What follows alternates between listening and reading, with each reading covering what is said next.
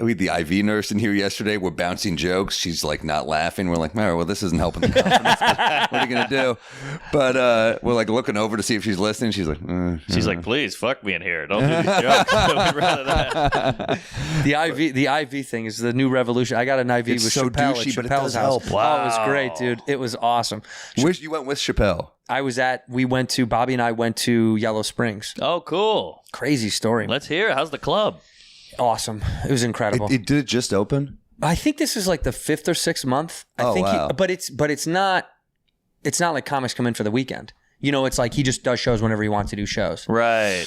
That's cool. There's the Mothership, and then there's the I Never Had a Fathership. All right.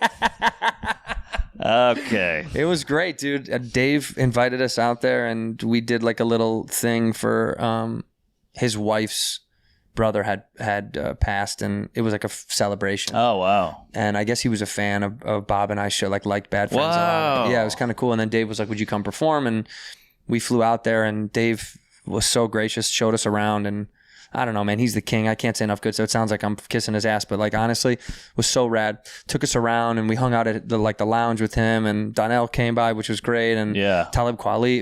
It was awesome, man. Crazy. And then the venue it's unbelievable. And it's kind of intimate, right? I would say it's probably like VU size in terms of crowd numbers. It's probably because VU's 250 or it's almost 300. Yeah. That's perfect. Sounds about right, like maybe 275.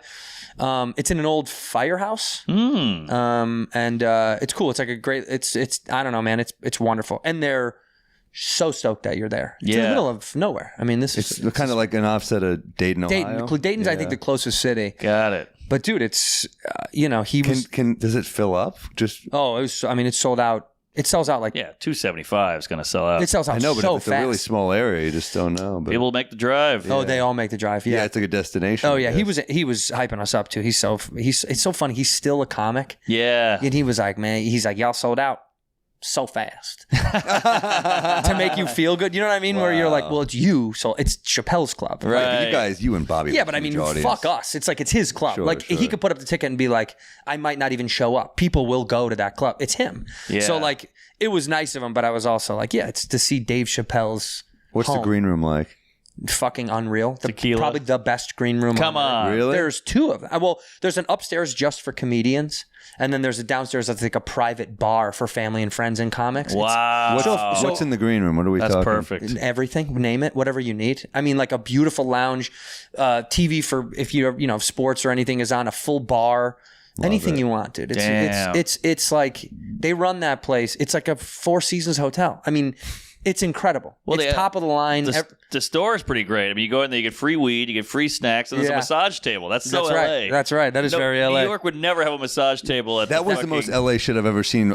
Josh Adameyer's the host with a giant dog on stage. yeah, he does that. He loves that. He can't do that in New York. He doesn't bring the dog. Yeah, no way. No, the store is very because what I love about the store is that we do have a history of like wackadoos and weirdos, and that place was always weird, man. We were like home to chaos. Like Don Barris's late night shows and the Ding Dong Show, and every year, I don't know if he's doing it anymore, but when I was coming up, Bob Zamuda would perform every year for a holiday show. He'd do like a week in the main room. Wow. That was Andy Kaufman's writer, assistant guy. Right. Who, if you know about the history of Kaufman and the relationship between the character he played, Zamuda was like his best friend who would play the character of Tony Clifton. I know this is inside baseball, but Tony would perform at the store during the holidays, and Zamuda was doing it for a long time. Damn. But we welcomed chaos like that. Like it was like the store was like home to really kind of like it's got a circusy freak show freak show vibe. Yeah, it's a freak show vibe where the cellar is way more business, comedy business.